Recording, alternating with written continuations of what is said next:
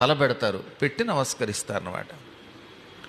ఇంకా ప్రయాగలో ఉన్నాడుగా ఎవరైనా వేణీమాధవుడు. మాధవులు 5 అని చెప్పాం కదా. ఎవరెవరు వాళ్ళు?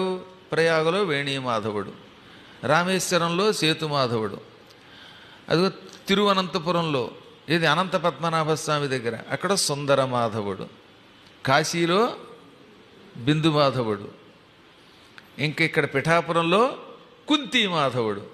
ఈ 5 పంచమాధవులని పిలువబడతారు. ఈ పంచమాధవులలో ఏ మాధవుడిని సేవించినా అదృష్టమే, 5 సేవిస్తే మహాభాగ్యం.